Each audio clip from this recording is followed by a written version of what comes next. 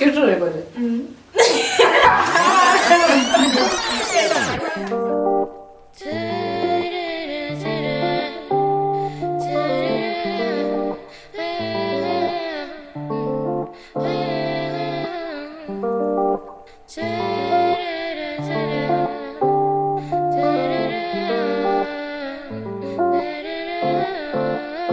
guys, so I went on to ask a few people who will be anonymous whether they would ever express themselves in an African homestead if they're going through mental issues, and if yes, what will be their reasons, or if no, what will be their reasons. So this is what they said.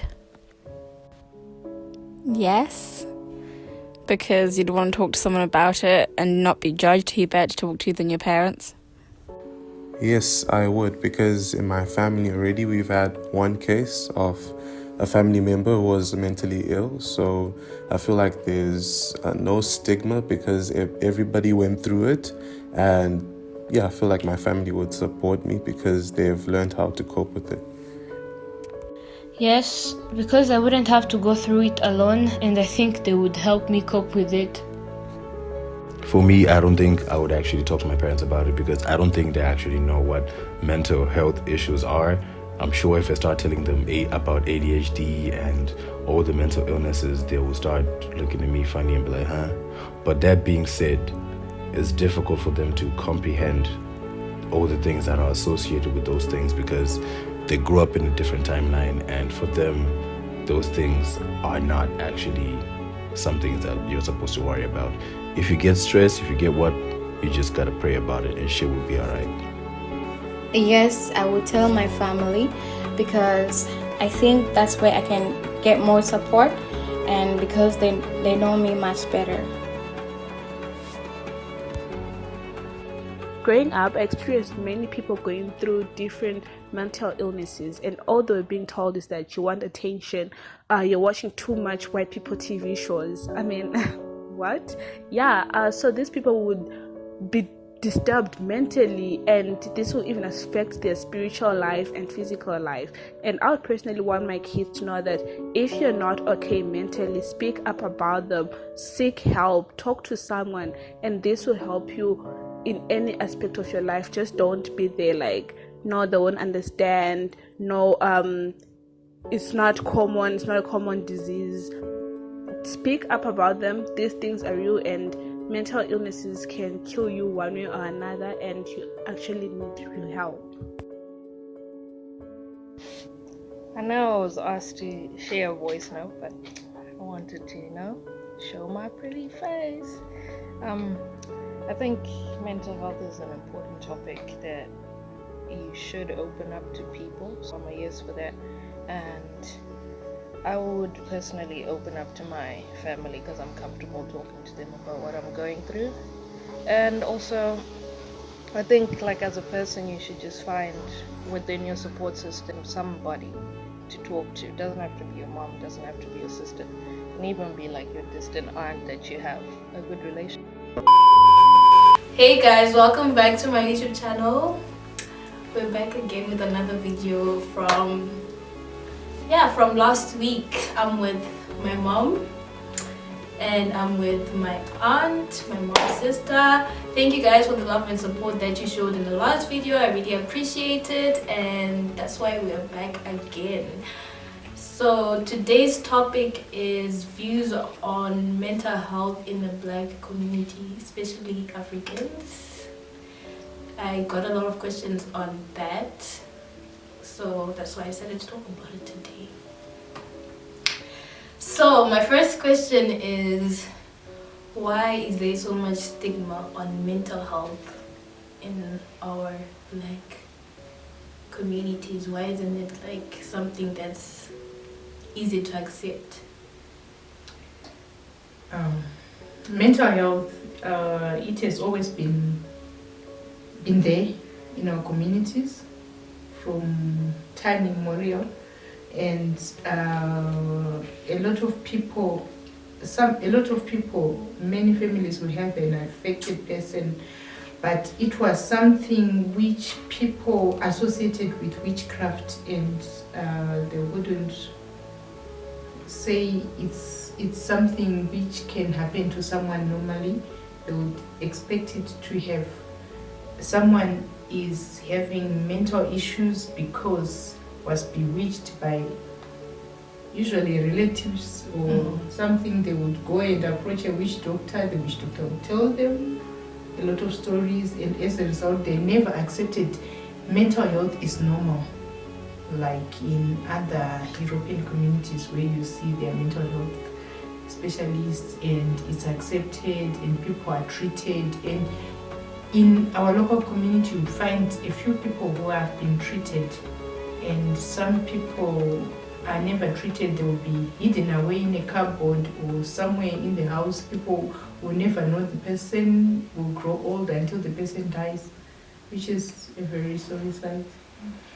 And then nowadays there are like a lot of these mental disorders and things like anxiety, depression, bipolar, eating disorders, addictions, and so on. They're like about 50 to 300 so far. So yeah, my question is, we find cases whereby even till this day, yes, like in our society, most people, if you have these things, it's like, no penga, you're mad, you're not accepted.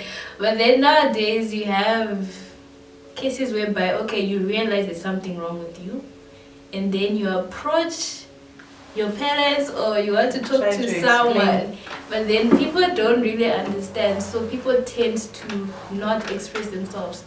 So by that now, that not expressing ourselves spreads out into like the whole family, and then there's like generations to generations. There's something that people don't talk about, like we don't know how to handle it.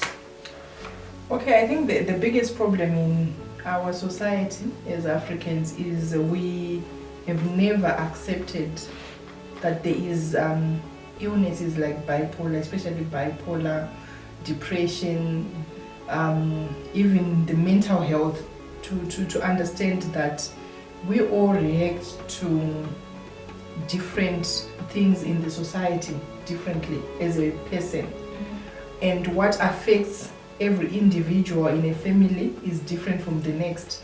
So because of all that, it has taken a lot of time for people to appreciate, understand, and get help. And also, the moment you try to talk to people about it, they start stigmatizing you, as you said. So that's where the problem is. So you find most people will try to deal with the issue on their own, which half the time it doesn't help at all. It will escalate the problem and gets worse. And also the other thing is, I don't think we have enough support when it comes to psychiatrists, clinical psychologists in Africa.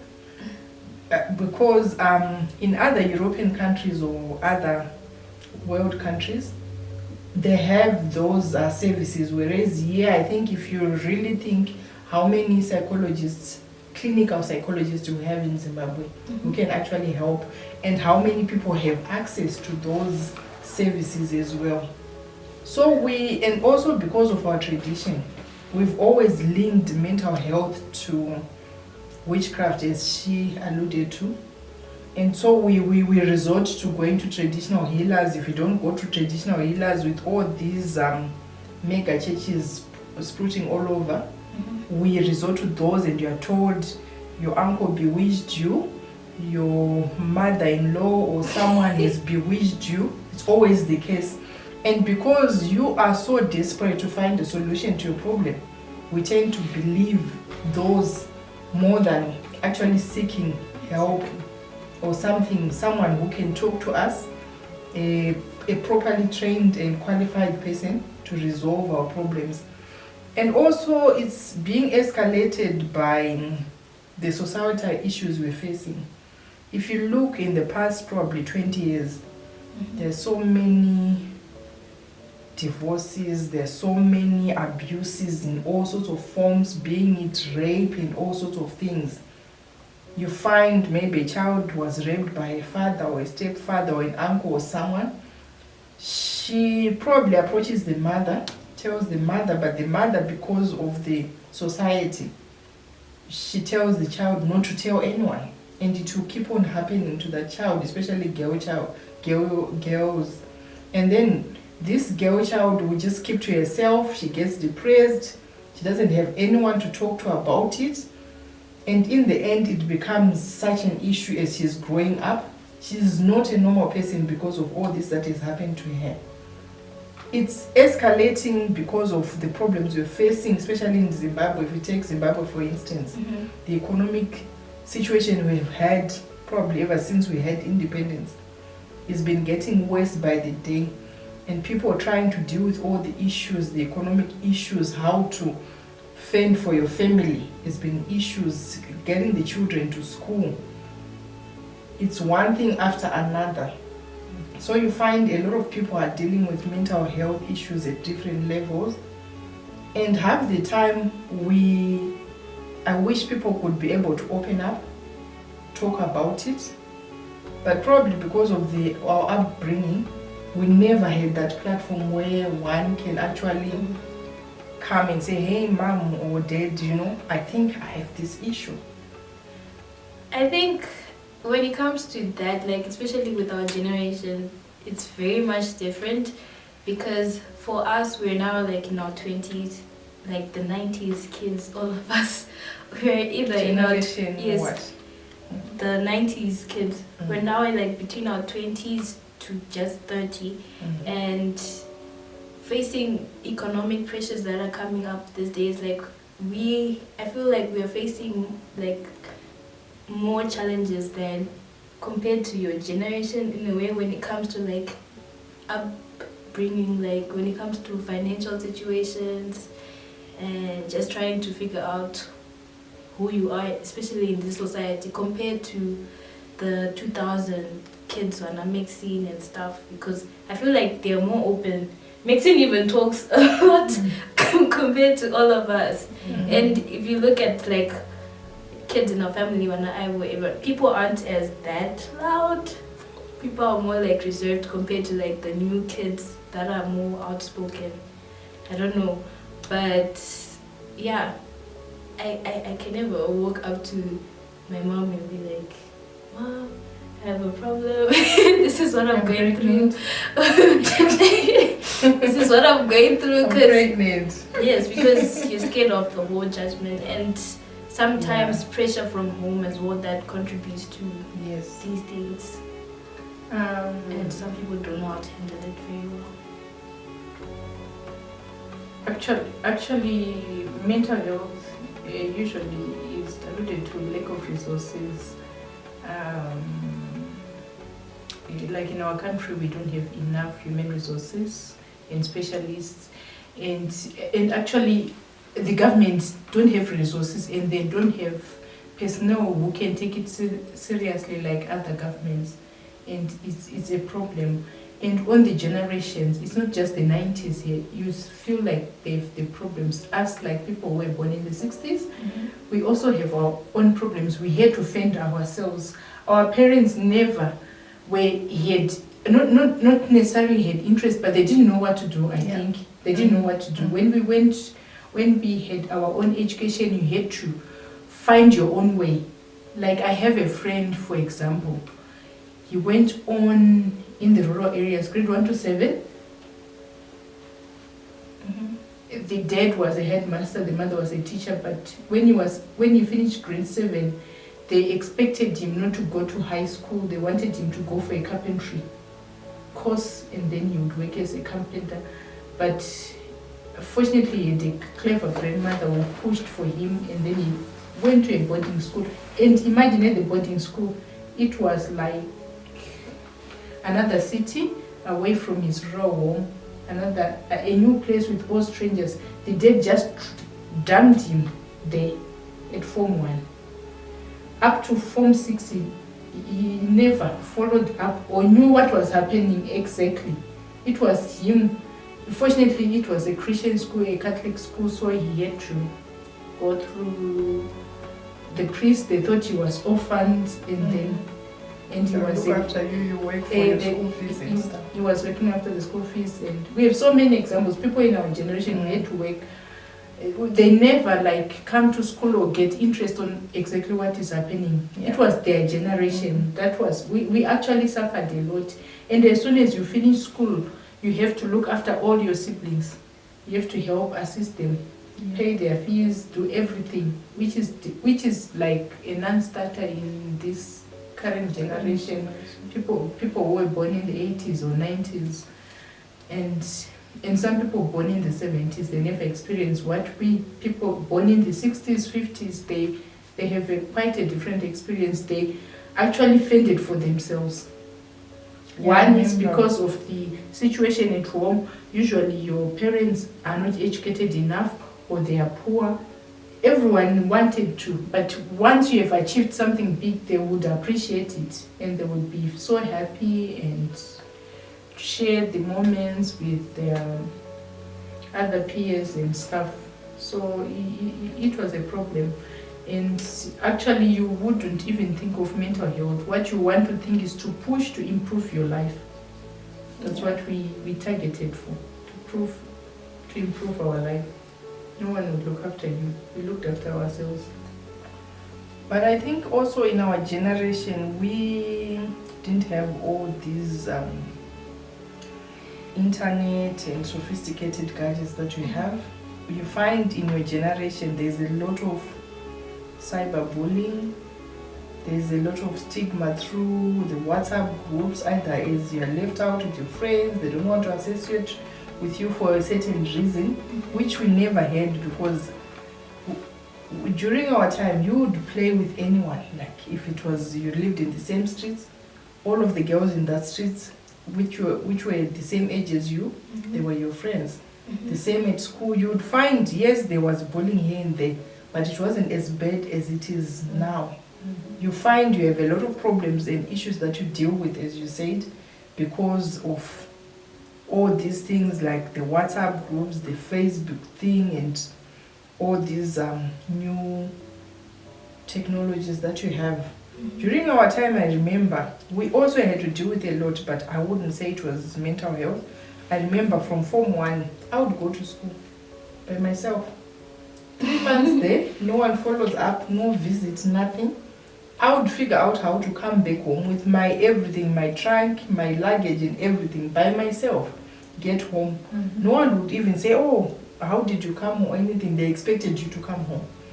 There were expectations for you to do some certain stuff that you can't even do, especially children of today. There's no way Chelsea can even board a bus and go to convent by herself. I had to take it. But I had to go to my check, imagine, every time with my own stuff, find my own way, how I would carry my luggage. That was my own problem. Come back, that was also my own problem. But as I said, we supported each other that time. I don't know whether it's the world evolving, what is happening with these young generations, where there's a lot of stigma and bullying and outright talk that would also affect other people. And I've noticed you are not sensitive to what you're saying to the next person as well. Be it regarding your family status, or you come from a poor background, or people would actually jeer at you because of those things. Probably the car your mom is driving. Other kids would laugh at you, but probably you are not able to come and tell your mom that. But those things affect you and they build up.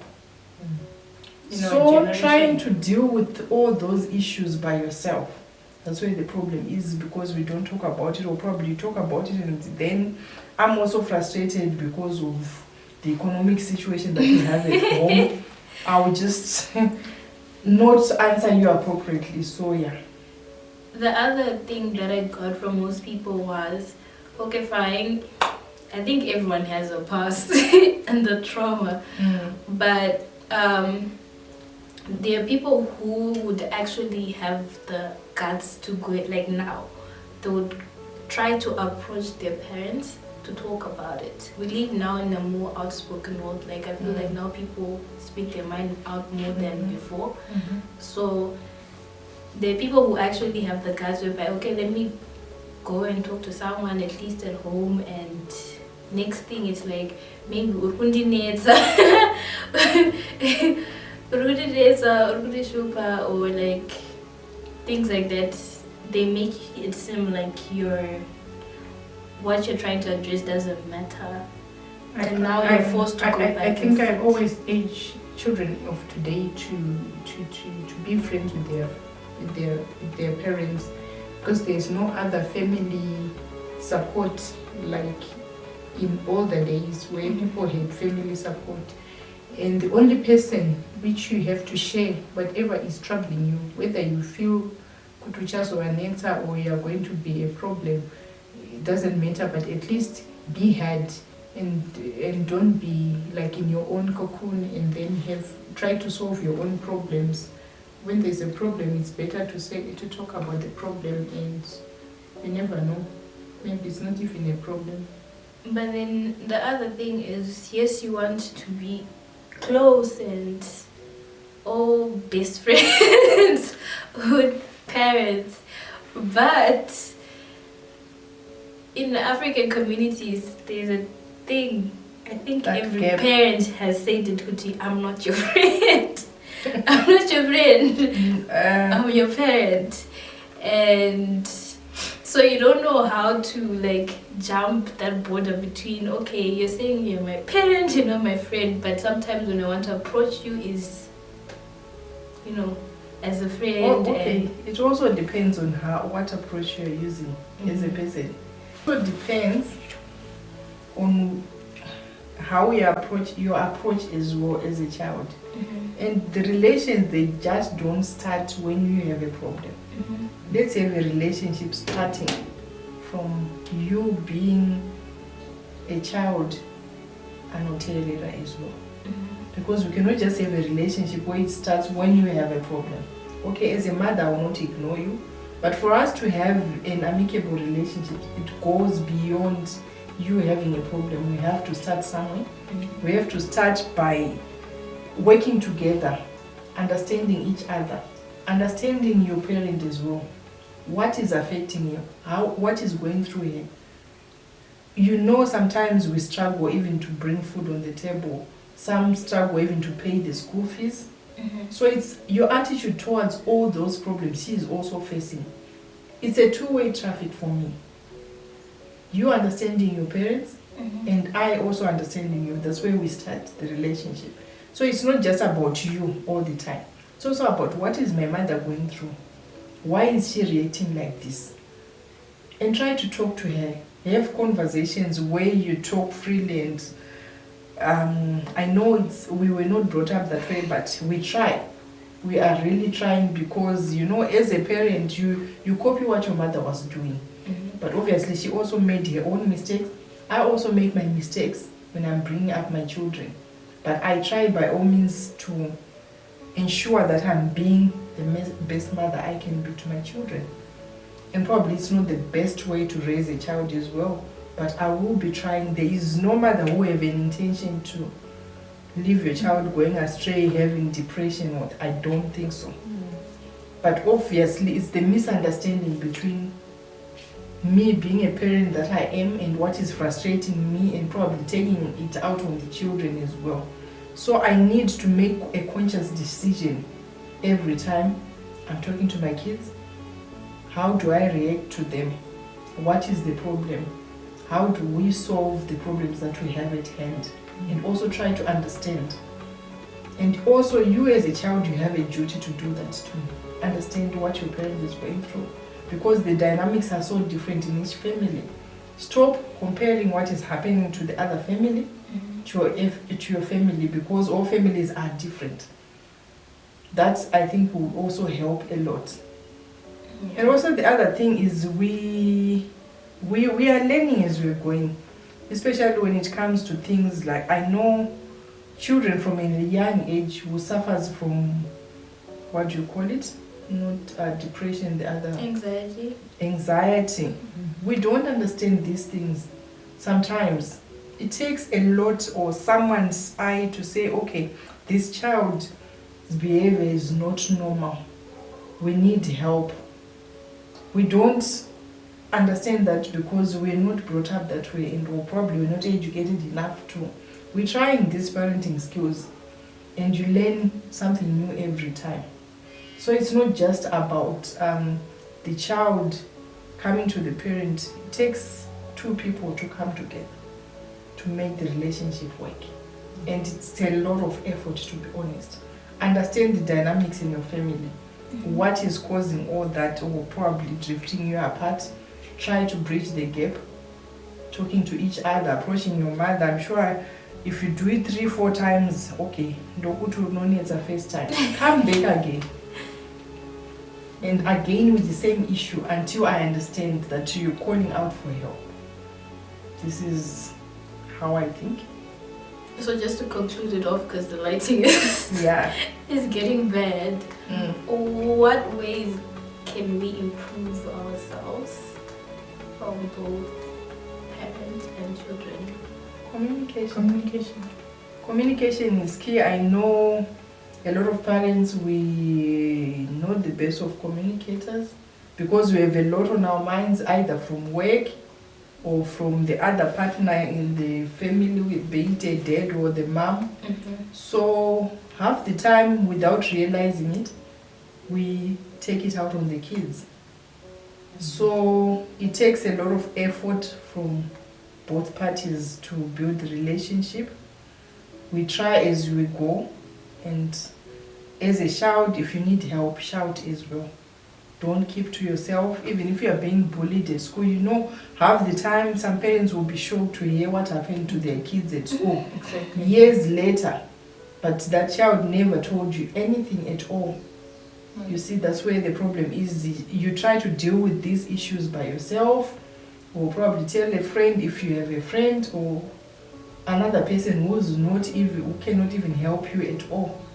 Because to me, depression is very real. Anxiety is very real. But in our society, it has taken a long time for us to realize that, okay, this child probably suffered from anxiety from a young age. But now, as we go, I think with the new generations and us also learning from other cultures, we are starting to realize that we need solutions to these problems as well. And we need to find solutions all the time. They're not easy, but I'm sure it's possible. And usually, as you said, communication is the key. Most parents don't communicate with their kids and vice versa. Yeah, I think the most important thing is to be open on everything. Be it financial issues, if you're facing, because I know what happens to children, and we do it without the intention of hurting the child. Things are going bad in the family, financially, or whatever is happening with the father or the mother, the marriage, we don't communicate it to our children. If we're going to transfer you to school, the next thing is you're at a private school, maybe Eaglesville, you find yourself at Girls High. No one has told you what is happening. We need to learn as parents to sit down with our kids, talk about it. This is where we are. These are the challenges that we're facing as parents.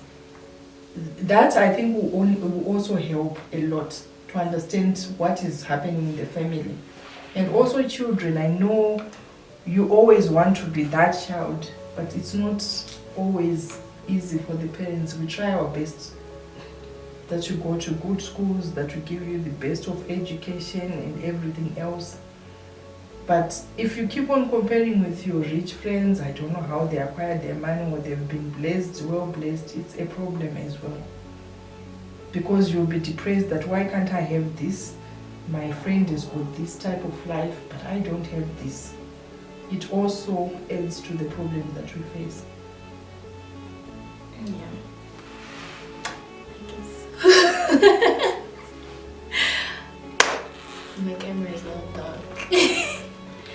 But just to conclude from my point of view, I think, yeah, communication is the key.